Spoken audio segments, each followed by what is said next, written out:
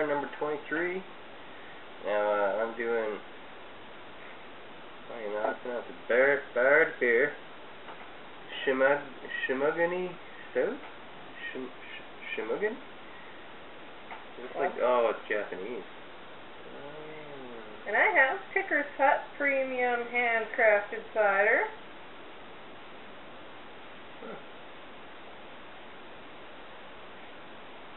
I don't know if that's sediment or if that's de-sediment. Looks like it's stuck inside of the bottle.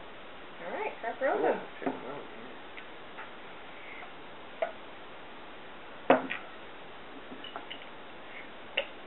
Thank you. Japanese stout, eh?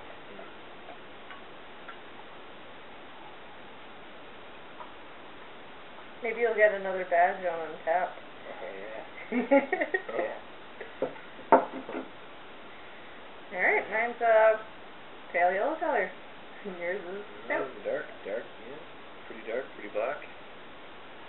A little bit of a brown tinge to it in the light. Got a little white khaki head. Little bubbles. A little lacing on the glass. Alright, check out the aroma. Holy, there is tons of molasses coming off of this beer. How about yours? What's going on with yours? Light flavor, appley, cider. Yeah, I get tons of molasses, a lot of like really fruity characters, like dark fruits. Kind of like a licorice smell almost, but the molasses is pretty pronounced. Alright. Alright, check it out. Dig in.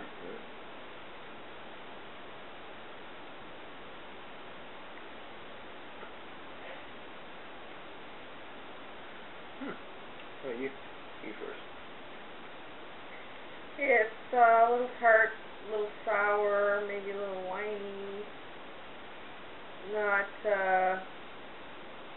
sweet punch of apple I was looking for. This almost comes off as an imperial to me. It's kind of got like a little boozy character to it, but the molasses is pretty dominating. Oh, it's all in Japanese. Is it Japanese? Could be. There's some Japanese characters there. I don't know. Yeah, lots of chocolate, lots of roast. But there's just a slight boozy character. So I'm wondering if it's an imperial or not. But yeah, lots of dark fruits. The only thing I can make out is 360 milliliters, 4.5%. Really? Weird. Yeah. Yeah, it's not too bad of a beer, but I don't know. It's just weird. Alright.